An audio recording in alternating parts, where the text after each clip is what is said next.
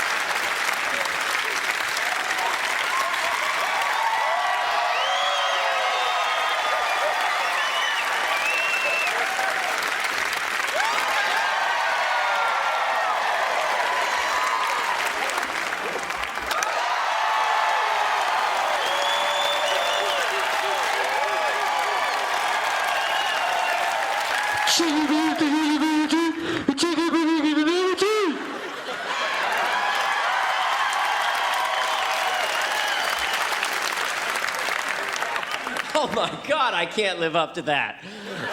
That's like having sex, a woman's going, "You're gonna be so good, you're gonna be so good."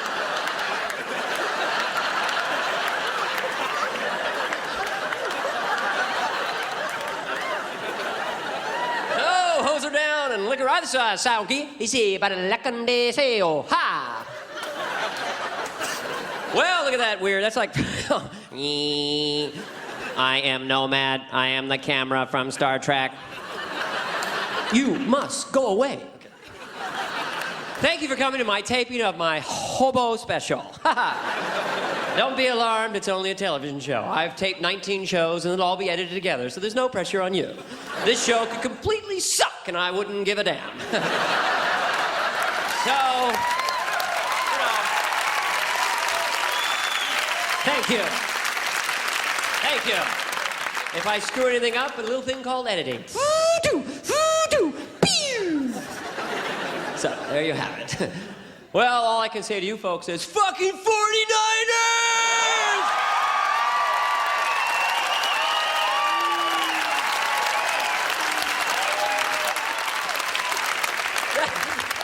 The most surefire response you can get in San Francisco. Even businessmen downtown. Yes, I think the stock market will break 5,000 fucking what? Fucking 49ers! You got it. Oh, man, they're the best, man. I love the Nines. Steve Young, Joe Montana. It's pretty cool. I am a native. I'm from this area. I'm not a pretend native, okay? I was here since '58. Hey! Yeah! A lot of people not applauding. I got here in '83. I'm not as good as him. We also have a big screen for people in the back, because I hate going to a concert where I think that ant's head is Eric Clapton. It's like... So I said, give him a screen. If I can turn around faster than the speed of light, I will see myself facing forward. Oh, man, what the hell is that about? Oh.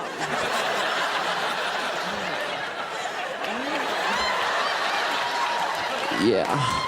Oh, God. Oh, shit. Come on. Yeah, come on. Sorry. Like I said. It's so fun to be here, it really is. This is such a great theater. I was playing a lot of clubs warming up for this, and I played Tahoe, and that was cool. Across the street, Tom Jones was playing. My wife went over. Have you ever seen him? He's such a great singer, but we went to see him, and it's literally, I'm not kidding, he has a thing in his pants. It's ridiculous. It's like this down to his knee. And no, he doesn't talk about it, and the whole audience is just staring at it. It's like... It's Tom and his Jones. I'm telling you, it's obscene. It's insane. My wife had binoculars. It's moving, honey, it's moving. It sang a song, you know. Are you ready for this? It was a giant penis, that's what I'm saying. I'm out of control. I'm a grown-up now. I'm a father, which is really the definition of growing up. Yeah, it worked. Yeah, it worked. I procreated and it worked. Yeah. So macho, isn't it? Yeah, I dropped my pants and she was pregnant. Yeah.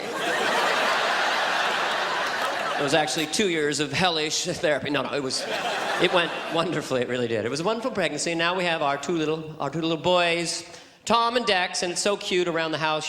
They just change your life. It's like you hear stuff like, "You don't go, daddies, because if you go to work, I got no daddies."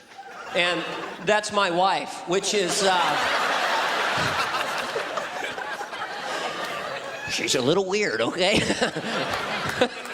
No, I've got Tom and Dex. Now, Tom is a family's name. Dex, I was stoned, basically, and no, I was not stoned, because he'll see this tape when he's, and he'll be in the church lady dress, and he'll go, "Dad, we gotta talk," okay? So, I just was going for a cool name. Dex, I thought it was singular and strong, like Sting. Dex, Sting, Sting, Dex. Because Sting is the hippest name, let's face it. The guy named himself a verb, present tense. Because he's not stung, and he's not stinging, he's Sting. It's so cool, I admire that. His real name, as you might know, is Gordon, and he changes it to Sting? Who's got the balls to tell their friends to call them Sting? At one point in his life, he had to remind people, excuse me, from now on, would you mind calling me Sting? Fuck you. Yeah, my name's Bite. This is my buddy Scratch. Now get me a beer, Gordy. Sorry, 2 Coors Light's coming right up. I'm gonna grow up and be a rock star, you see. Wherever you go, I'll be watching you. I'll be watching you.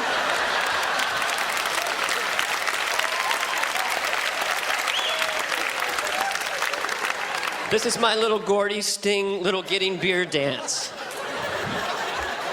It somehow makes sense, doesn't it? It's abstract, but you knew he would have hopped that way, right? People with blank faces. Is he gonna do the church lady? I mean, is this his show? Don't entertainers wear suits?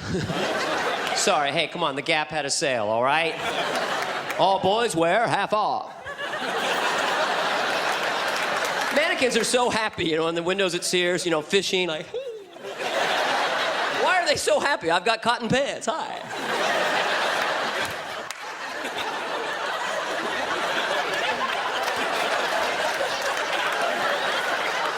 They're trying to get us to buy these stupid clothes. You see, look how happy the mannequin is. I gotta get those Hager slacks.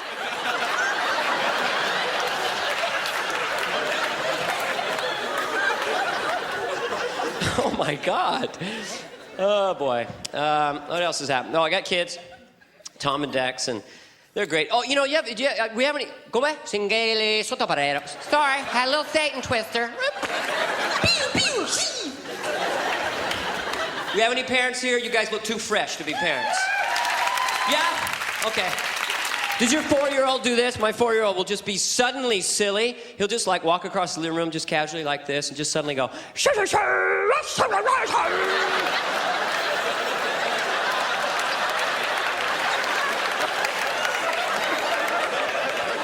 is that move? It's like David Niven turns into Charlie Callis or something. He's like, and sometimes they just nod when it's over. Dex will come in the kitchen and just go, I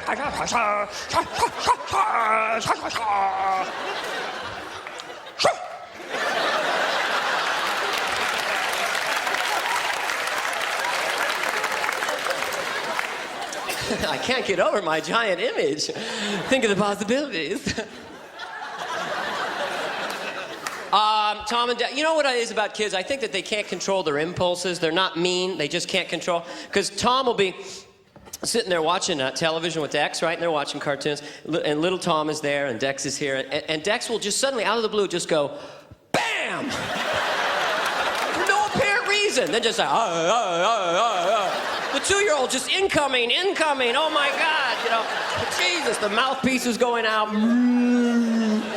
It's like a prize fight. I asked Dex what's wrong, and he has a little speech impediment. He sounds a little bit like Mike Tyson sometimes. I go, what's wrong? He goes, man, what I'm saying, Dad? If he's gonna come here and take my Power Ranger, I'm gonna knock him out. You know what I'm saying?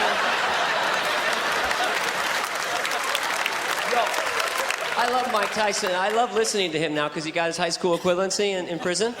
So he's really anxious to use those words, but it's like, what I'm saying, I'm saying is like, you got to respect everybody's indivisibles. You know what I'm saying? Because everybody's got friends and entities. There's no reason to put them up on a pedicure.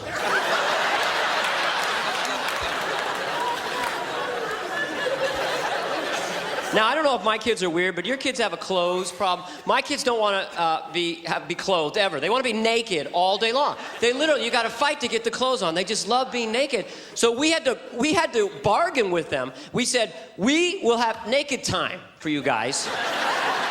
You can have naked time every night from 6 to 7:30.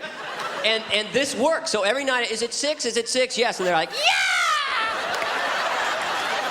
It's naked time! Oh, they're like little Harvey Keitels just wandering around. Oh, with their tiny penises flapping. They're the anti-Tom Joneses. They're just little tiny penises, so happy. And it's wonderful how free they are with their nakedness, But we have company drop by that's not used to naked children during naked times. Like, ding dong, they come in, Tom and Dex are like, yoo-hoo! And the company without children is like, okay, where do I look? I don't want to look. Oh, a tiny penis. There we are. Then they start looking at my crotch and back of the tiny penises and at my... And I'm going, hey, don't contrast and compare. It's great, though. I mean, one time... Oh, this was funny. The company was sitting on the couch, and I'm just watching him. And Dex gets up next to the guy. He's naked, spread eagle, and just goes, bing! Just free, like he was clipping his earlobe. Just... The company's like, we gotta go. We just got here. No, we gotta, I'm gonna clean my refrigerator. I gotta go. My Irish mother-in-law, their grandmother's great, because she loves him. She's not bothered at all by the nakedness. Dex will be there going, bing, and she'll be going, oh, look, he's playing with his wee dandy Dublin. Look, it's like Darby O'Gill's minuscule peeper would dwarf that little member we've got there. Because she's the one who got me into this. Because kids are, well, they're both, right? They're the most wonderful thing that's ever happened to you, and they're the most difficult thing that's ever happened to you. It's both. And you ask people, should we have children? It's like a secret society, and they want to draw you in. So I said to my mother-in-law, should we have children? She's like, oh, yeah, they're easy. I go, aren't they a lot of work? No, they're easy. Oh, yeah, children are a breeze. No problem. You can just keep them in your pocket like that. Oh, yeah, no problem. Walk around. Just give them a little M&M once in a while. No big deal. Oh, yeah. Woo-hoo. Then you have the children. Your life changes. They are need machines, man. You got to look and do and say and change and go. Put it down. No. I mean, they go through a stage where they want to swallow something. They want to get something in their eye if they possibly can. You're like, no. You know what I'm talking about. We got a lot of parents. The only thing that makes it worth it is the power of their cuteness. It heals you. You'll chase them all day. And then my son Dex said to me last week, he said, Daddy, does God have feet? And I was weak by how cute that was. I was like, I've got to sit down. That's so goddamn cute. I'm weak from his cuteness. The power of his cuteness is making me weak. I mean, I was like Superman on kryptonite. I was like, cannot move, child too cute. Must get help. But there are those days. There are those days where you've been up all night. And you haven't brushed your teeth in a week. Your hair's greasy, sticking up big zit in the middle of your forehead. You're puffed out. You look like Lon Chaney. And you're sitting there and you start to hate your friends without children because you're completely exhausted. You call your friends without children up and they go, God, I slept till noon and I'm still tired. I think I'll go to a Starbucks and get a Frappuccino.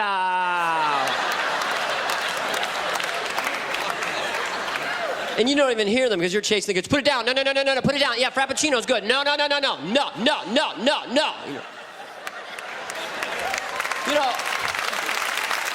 true, though. You're on camera. But it's true, though. The thing about children, too, is they're the enemy of sex. If there was a battleground ever with children versus sex, it's a big fight. Because it's hard to have hot sex when you're so exhausted you can barely function. Try watching a 2 and a 4-year-old for 13 hours and then get into bed. It's your time. Got to keep the relationship going. Get in bed with your wife, just barely there. You know, okay, honey. Okay, kids are asleep. Okay, it's our time. Okay. No, I want to do it. Come on, let's do it. No, shut up. I want to do it. No, come on, let's do it. No, I'm not too tired. Come on, let's do it. Okay. Okay, it's good. No, okay. Okay, I'm really hot. Okay. No, shut up. I'm really hot. It's really good. It's really good, baby. I'm really hot. That's good. Yeah. No, I'm on fire. I'm on fire. You want me to pull your hair? Okay. Yeah, that's good. Yeah, I'm hot too, baby. I'm hot. Okay, I'm gonna spank you. Is that what you want? Is that what you need? Whore.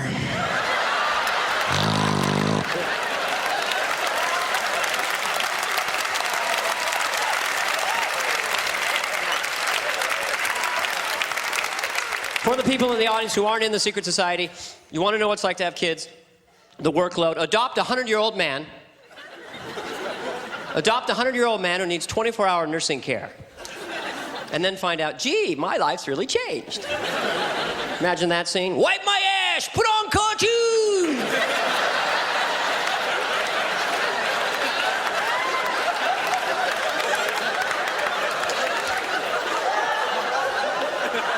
You better apply cream, I might get a rash.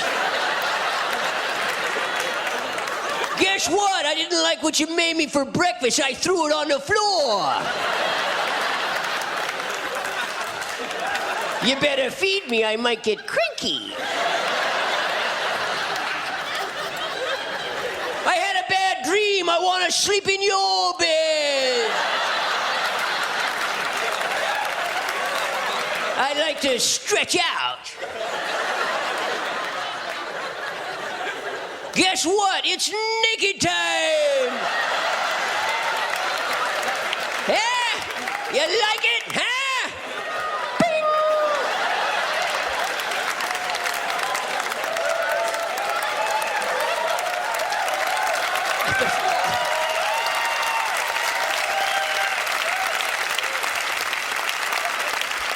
Where do you think you're going, all dressed up, all fancy? Thought you'd go to a nice romantic dinner. Well, think again. By the time you hit the door, I'm gonna be crying. You're gonna feel guilty. So I say, sit your ass down, we're putting on Pooh Bear. It's a good one, too. Piglet gets lost. Take him to Toys R Us. He's sitting there in the cart, right? Buy me that useless piece of plastic. Well, you already have that one. I don't have that one. I've got Megator. That's Mega T. You can tell because the index finger's crook slightly different. Megator, Mega T, Mega Tie, Mega 2. Every time I click, it's $9.95 to you.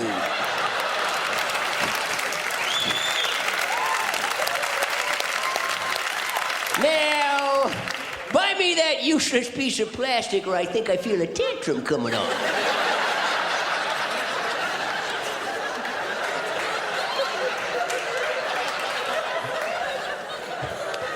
You gotta ask yourself, do you feel lucky?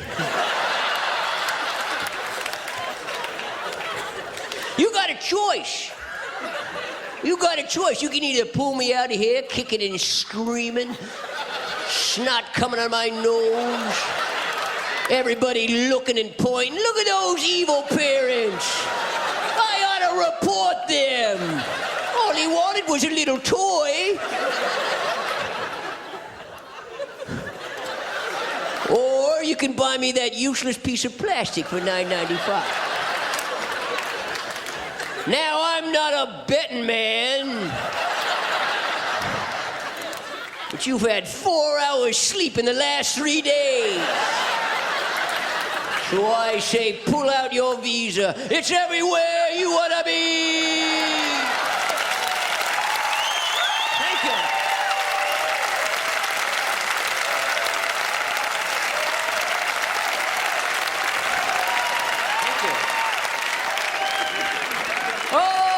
boy. Well, what a summer it's been. The summer of prostitution. Isn't it weird? Charlie Sheen's getting married. He had a $75,000 bill, you know, to Heidi Fleiss, and now he's engaged. What's that like with your fiancé having dinner? Charlie, was there anybody else?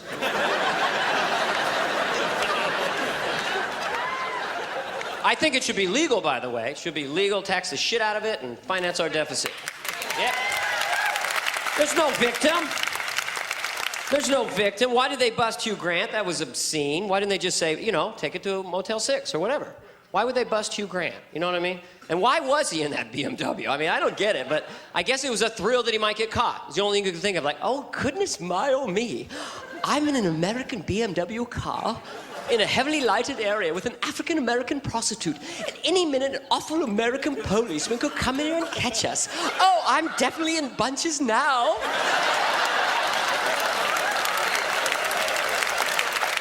You know, they shouldn't have busted him, but you can't write a funnier scene because he's so British and foppish, you know. This idea of a cop going, out of the car, Mr. Grant, and he's like, oh, hello, officer. Well, I was a very bad boy, and there you have it. I mean, what I was saying was, actually, officer, if you, what happened was, I was at the Four Seasons, in the Chablis suite watching a bit of Madlock with Andy Griffith, a very good episode, and suddenly I began to feel a bit peckish, and I said to myself, Hugh, old boy, why not cruise the boulevard for a bit of the old gobble the wiener, hey, Governor? What are you talking about? Tongue bathe the Willy Wonka?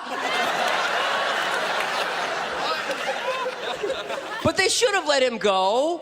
If it had been 40 years ago in Cary Grant, they would have just dismissed it. Some kindly old Irish cop. Oh, hello, Mr. Grant. How are you? Could I have a word with you, you know?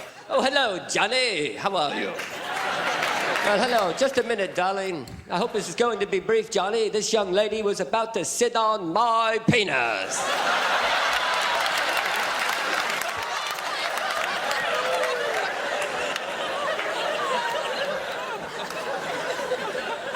Well, thank you. Well, of course I'll take it. Oh, yes, just take it to Mulholland, Mr. Grant. That's all I'm asking. Oh, of course, Johnny, take it to Mulholland, of course. Did you get that autographed picture I sent you? Very good. Well, you better tell Jimmy Stewart he's up there in the Plymouth.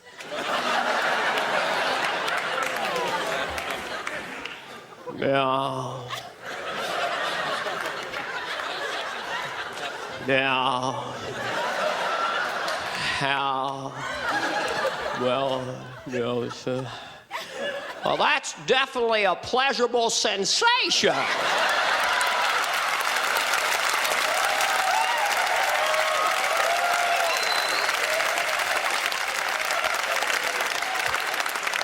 That's a humdinger.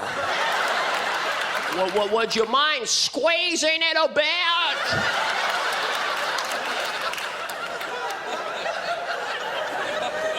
Now, don't be afraid of it. It can be your friend. Yeah, say hello. Well, hello to you, too. Yeah, just wave at it now. Just say, hi, Mr. Penis, how are you? That's good. Do you have any gum? I don't know where this is going, but we'll just keep doing it. Would you mind saluting it? Oh, hello, Johnny. Hello, Mr. Stewart. So sorry to interrupt. I just have to ask you to take it to Mulholland, if you would. Yeah, I'll take it to Mulholland, sure. You want to meet my date? Hello, ma'am. Would you two stop your jabbery? This lady's got the stuff. See you later, Johnny. So long, Johnny. I think she's flooded.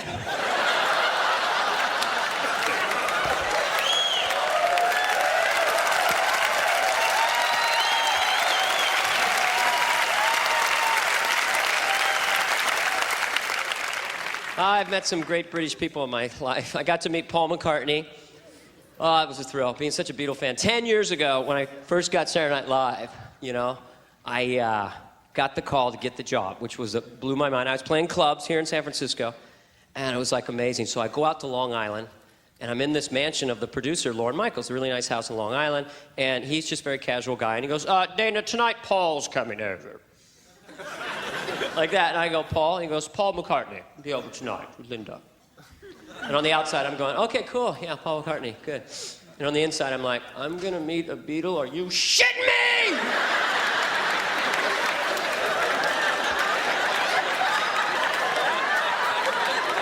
So I go in the room and I'm calling my friends in San Francisco. I'm going to meet Paul. They're so blown away. That night they're having spontaneous Dana's going to meet Paul parties all across the Bay Area. Everybody gather up. Dana's going to meet Paul in 17 minutes. Let's get our lighters ready. You know. So I'm in the mansion. The door and there's no one there, and the doorbell rings and I go to get it and I open the door and it's Paul and Linda. And I guess I was so nervous something happened to my face because the first thing Paul said to me was, your face is going a bit funny. Apparently, I was just distorted with my nerves, like, hi.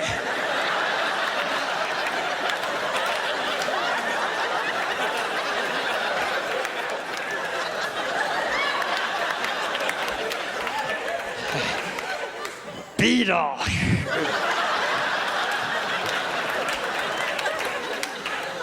But the guy was the nicest guy you'd ever meet, you know. So charming, you know.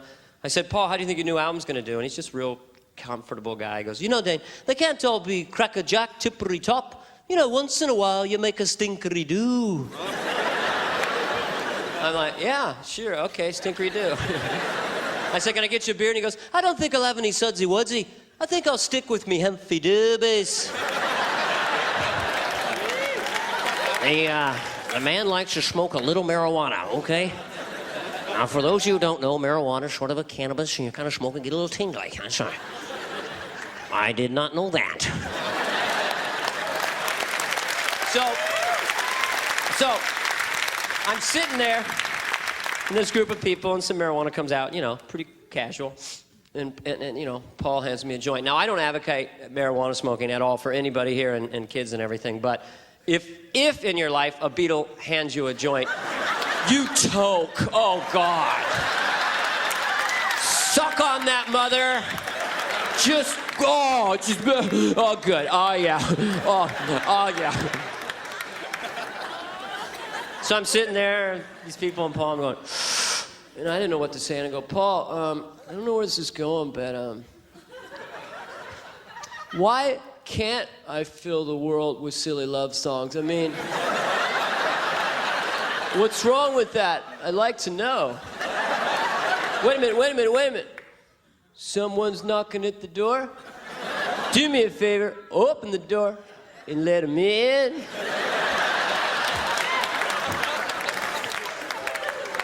But it wasn't very good pot. It was like old-fashioned pop. Remember pop when you were in the 70s in high school? You'd have a lid the size of a Samsonite suitcase. You'd smoke 20 joints and go, I think I feel a little itchy. Then 1980, Hawaiian pot came in, take one hit and go, why is that giant lizard riding that lawn boy?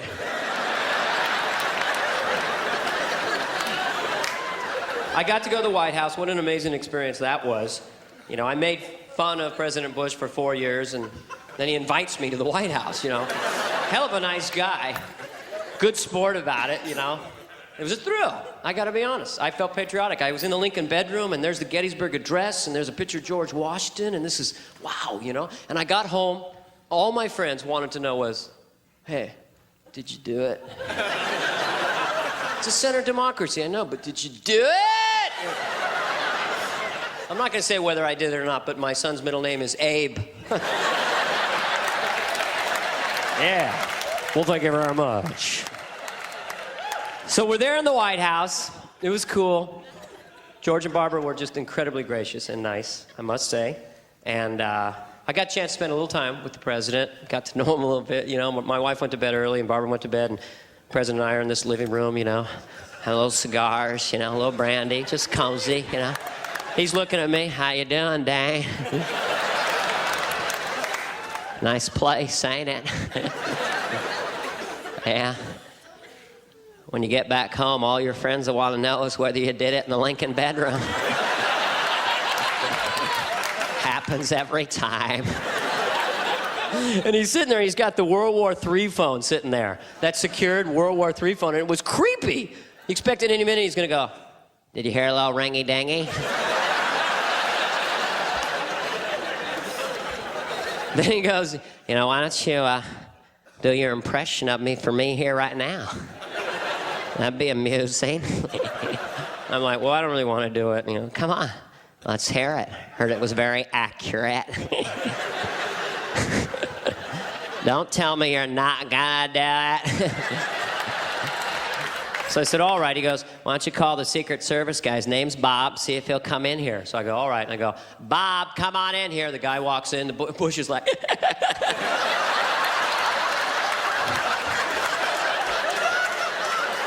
"I got an idea. Let's call the Premier of China." I'm like walking over there, "Come on, let's do it." Okay, come on, let's do it, you know. I walk over there, pick up the phone. "You know, could you send us a Mushu chicken?"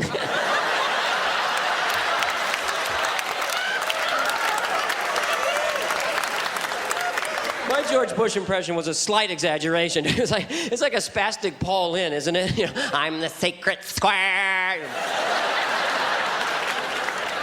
Well, we had to do it sooner or later. Let's talk a little about OJ, please, because I have to get it off my chest. I know, it's been a year, it's a part of history, and I'll just be sad when it goes away, all our little friends.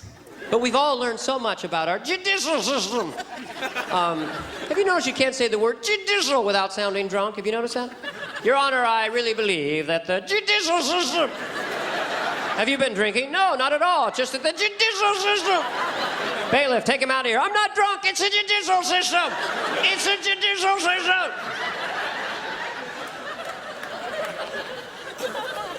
Now, they say he was framed. Okay. They say he was framed. Now, I know, I've been watching, and I know all about Mark the Fuhrman, you know, but...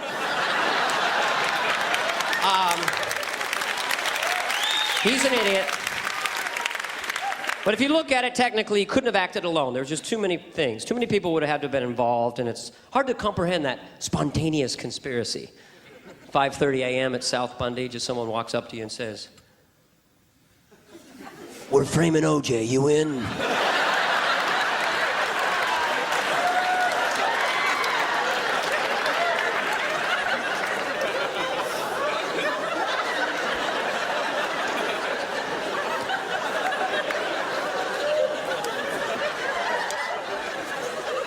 "Framing OJ? I could go to prison. I'd risk my entire career. And I really like OJ. But you're right, it's just too good. I'm in. Pass it along. Framing OJ, you in? Framing OJ, you in? Framing OJ, you in? Framing OJ, you in? Framing OJ, framing OJ, framing OJ, framing OJ. We're framing OJ. I'm in. Count me in, count me in. Framing OJ, count me in. To all our ships at sea, we're framing OJ, framing OJ. All the way to Japan. Hold on. You going to frame OJ? But I really like OJ. 2,000-yard Buffalo Bill. But you're right, it's just too good. We got to frame him. All the way to England. Now see here, 007. This may look like an ordinary Mont Blanc pin. But when you press this lever, it becomes capable of spraying blood through the windshield onto the console of a Ford Bronco.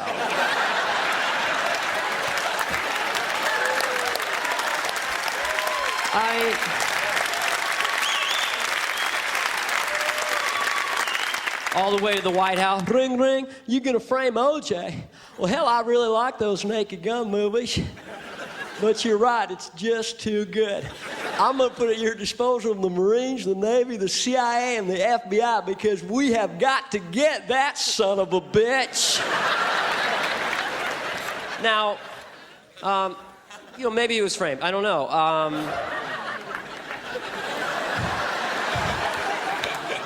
But I love the circus. I love the way the defense lawyers, you know, are throwing us off. Because if you've got a mountain of forensic evidence, it's just good to go, yoo-hoo, over here, LAPD, whoo-hoo, don't look at that, no, no, no, bad.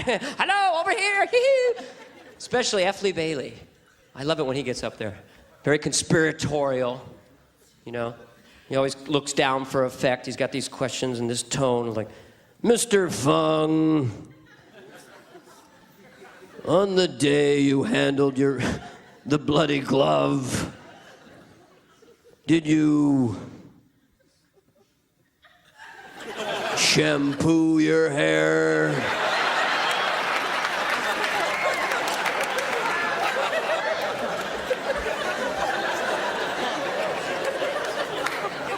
Answer the question, Mr. Fung, if that's your real name.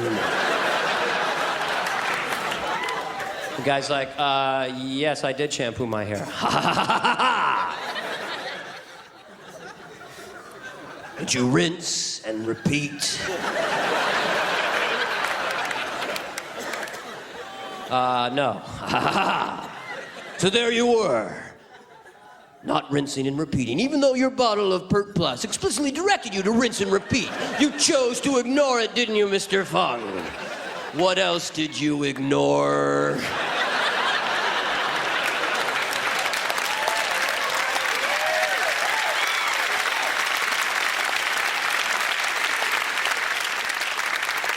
After you shampooed your hair only once, let the record show. Did you cream rinse your hair? No.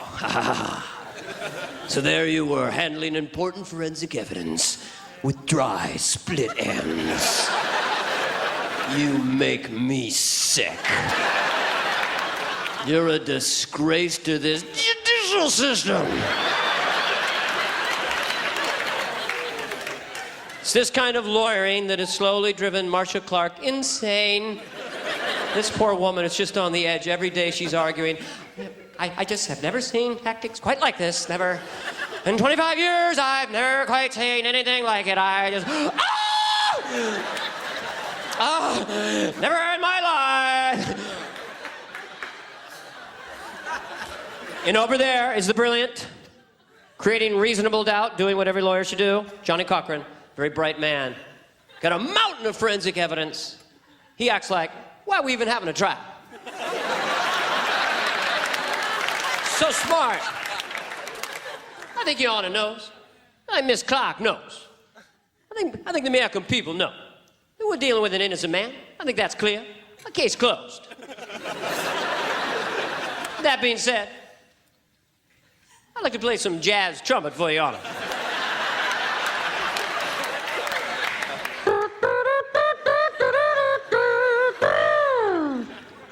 What's DNA anyway? Just 3 little letters. Probably stands for did not attack.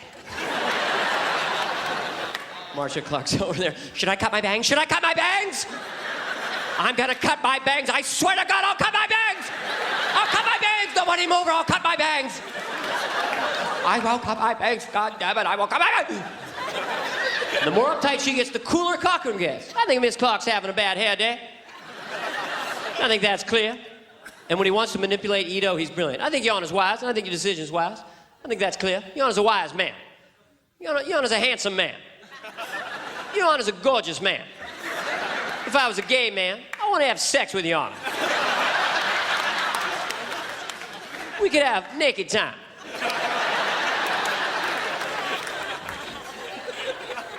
Your Honor's bright, Your Honor's wise. From now on, I'm going to call you Supreme Being. Because that's what you are. All wise, all knowing, all powerful. God has 3 letters, Ito has 3 letters. Can't be a coincidence. Then on the other side, the guy like Christopher Darden, trying to keep his dignity in this circus.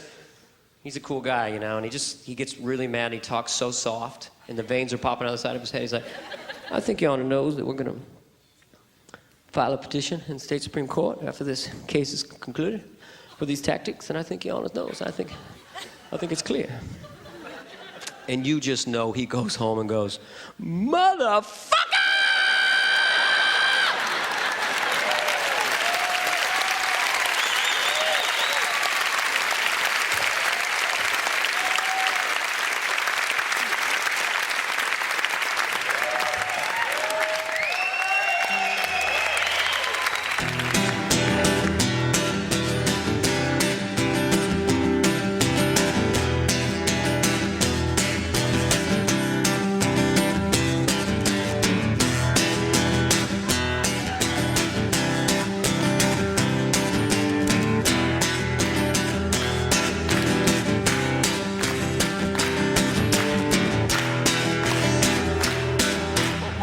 throws me off.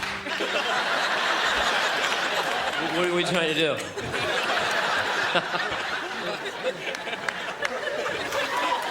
If you watch the Rock and Roll Hall of Fame, don't you like how rock stars act like they're pissed off at the microphone? This move, like...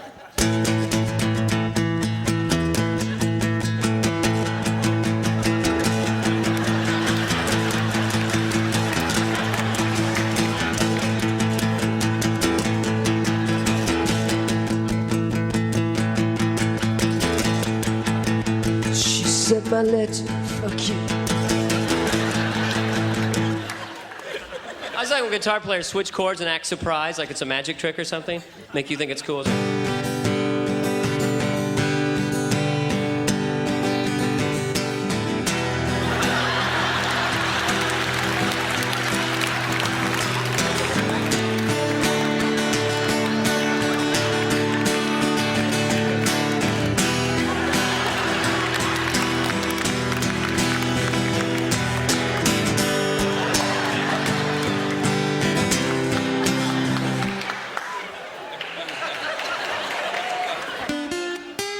And when lead guitar players play lead, they get this pain look on their face, you know.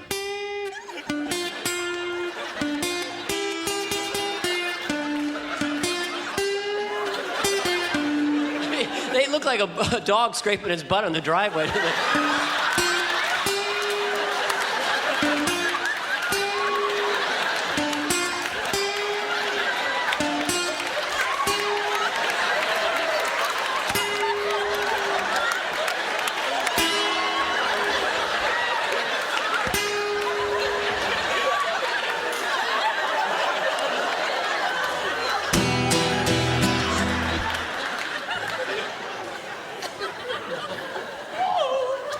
Or when folk singers do this, they look around after they sing. This move is great.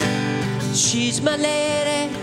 She's my little, little girl.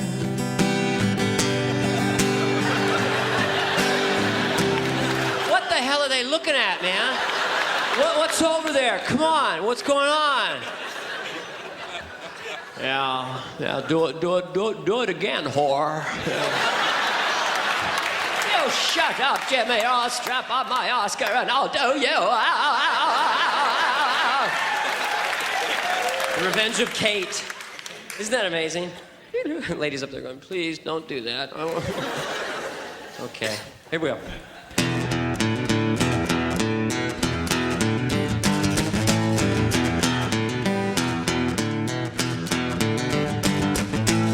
This is every Neil Young song you've ever heard.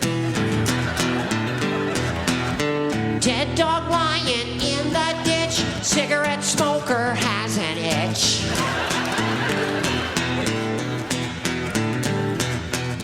Secret whores with ancient vices, Lucky has the lowest prices. I'm getting higher, I'm getting higher in the world.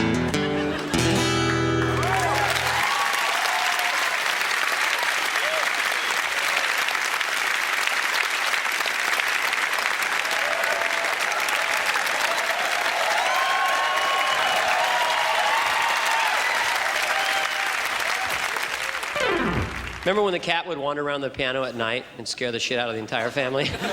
Middle of the night, you hear like, what is it? Oh, it's just Boots. It's okay, it's just Boots. Half hour later, you hear something like, meow, meow,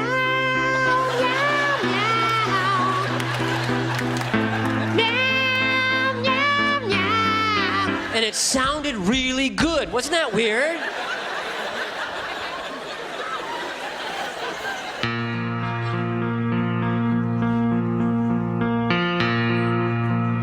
All comedians want to be rock stars because they're incredibly cool. They always look like they're about to vomit. They have that rap before the song that makes no sense. You know, ladies and gentlemen, a long time ago there were lots of people. But that was a long time ago.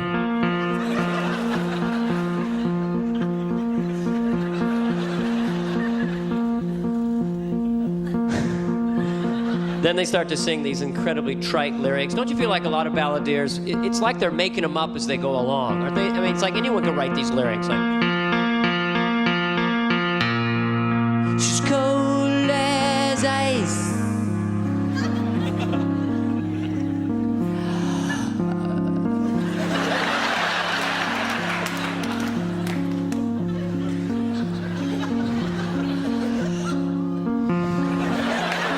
Paradise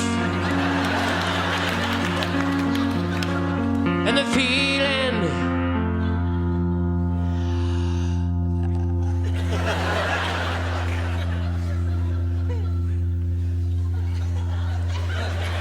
was a nice.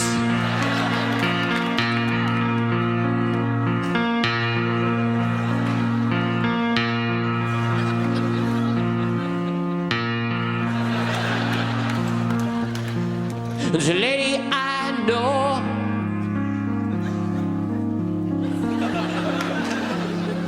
If I didn't know her,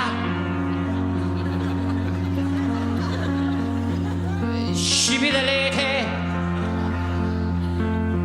I didn't know.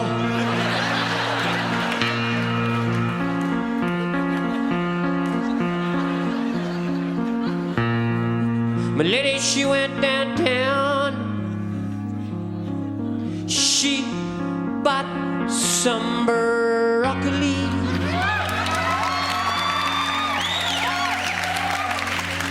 She brought it home.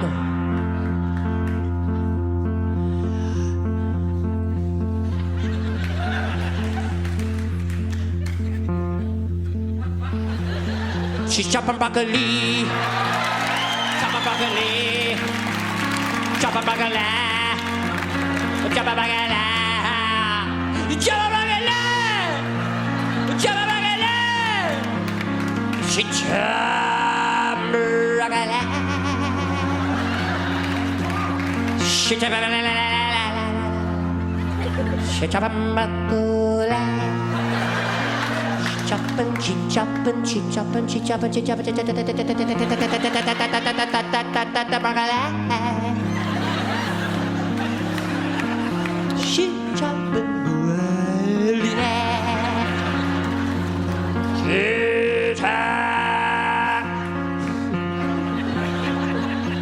She choppin' choppin' broccoli.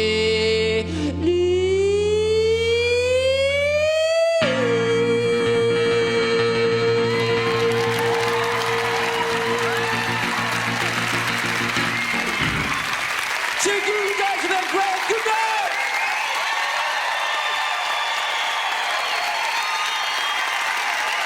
Thank you. Good night.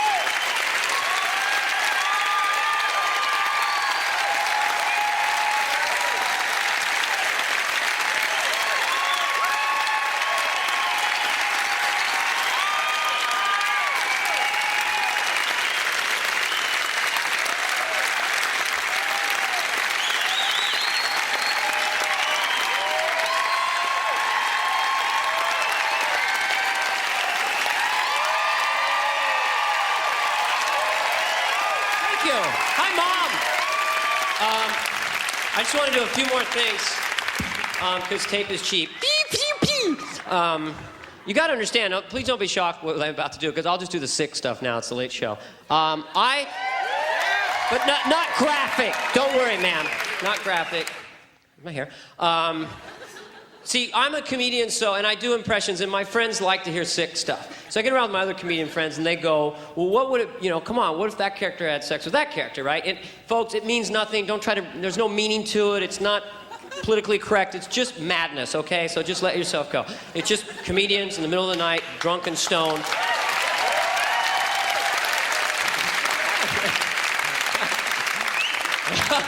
All dressed up and no place to go. Okay. So comedians go, well, what would Jimmy Stewart and Johnny Carson be like? And this will just be a brief example. She's laughing. Ding dong. Who is it? I think you know who it is. Jimmy. Jimmy Stewart. Yeah. Don't pretend you don't know what I want.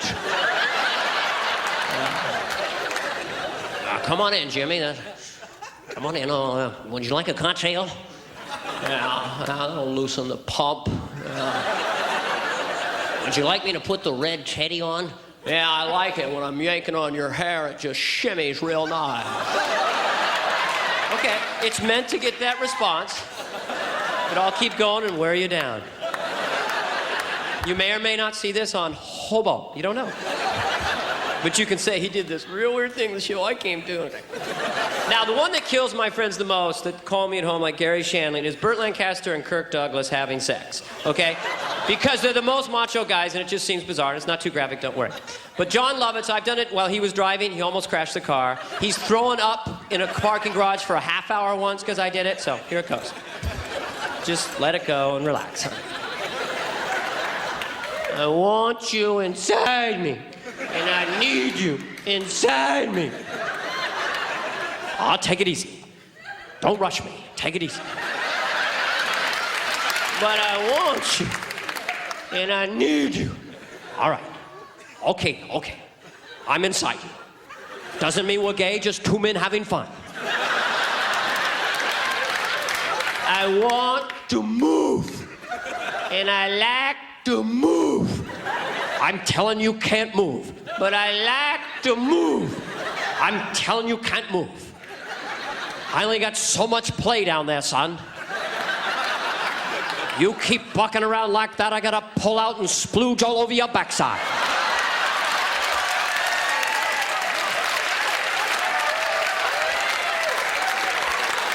But I like to move, and I want to move. Oh, 13, how are you? Okay. Jesus. I'll tell you why. I once had a horse named Teddy. He used to buck around something awful. I'd say to my old man, if I was inside him right now, I'd be in a heap of trouble. This makes comedians cry, okay? You must understand, I don't know what it means. This is what we do back there, and I did it for you here. Some are pissed, some are offended, some will never forget it. So, I guess I'll say it.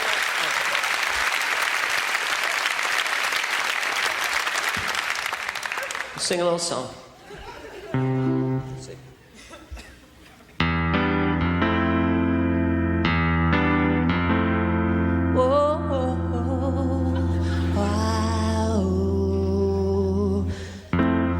Thank you, San Francisco, for coming to my HBO. I talked about gobbling the wiener. There's a young boy here, I wish I'd worked a little cleaner. We did burn Kirk, and we bonded in so many ways. Some people hate me, other people never want me to go away. It's late at night on a San Francisco night. The surest way to get applause is to say, fucking 49ers. Fucking 49ers. Fucking 49. Come on, nobody. Fucking 49ers. Fucking 49ers. Fucking 49ers. Fucking, come on, everybody. Niners. Fucking 49ers. Fucking 49ers. Fucking 49ers. Fucking 49ers. I can't believe you're listening to this and clapping. I can't believe how you indulge me tonight. But I thank you very much with all my might. Remember the power of cuteness, and does God have feet? It'll knock you on your ass, and it's kinda neat. Remember OJ, maybe he was framed, I don't know. Remember getting stoned with Paul McCartney? I kind of exaggerated. I didn't really tell the truth in half the things I said. I embellished for your entertainment. But I really met Paul McCartney and I spent the night in the White House. We didn't get around to making sweet love, we were too tired. Now I'm telling you things that are incredibly personal. I wish I'd stopped the show during the fucky 49er part. So I'll just say good night, good night, oh good night. Did you? Thank you.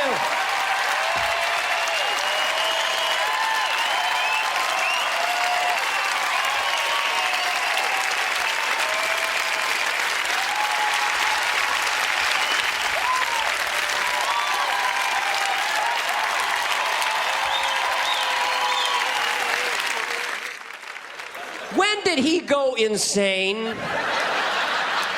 Shab, sheep, shab, shab, shab. He was on Larry King, the NAFTA debate. Can I finish? Can I finish?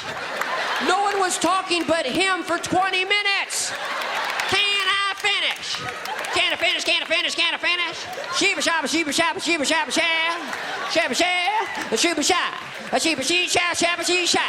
Shab, shabba, she, shabba, do, shabba, shab. So she, shab, shab. Can I finish? Capel. It just said, can I finish? It just said, can I finish? Shabba, sheep, shaw, shaw. Sheba, sheba, shab, shab. Shabba, shoot, shoot, doodle-doo. Always complaining about America. America's just sad. We need more manufacturing jobs. We need better motion pictures. That's right. Last year's best picture, Forrest Gump. Come on, can I pay $7.50 and see a retard on a bench?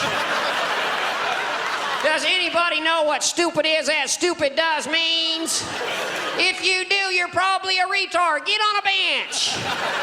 Now we got Waterworld. Can I pay $7.50 and see Kevin Costner drink his own urine? Where do I, you mean it's only $7.50 to see Kevin Costner drink his own urine? Where do I sign up? Folks, he pees into a cup, pours it into a filter contraption, and drinks it. Yummy, yummy. Folks, it don't work that way. You cannot pee into a Mr. Coffee and get Taster's Choice.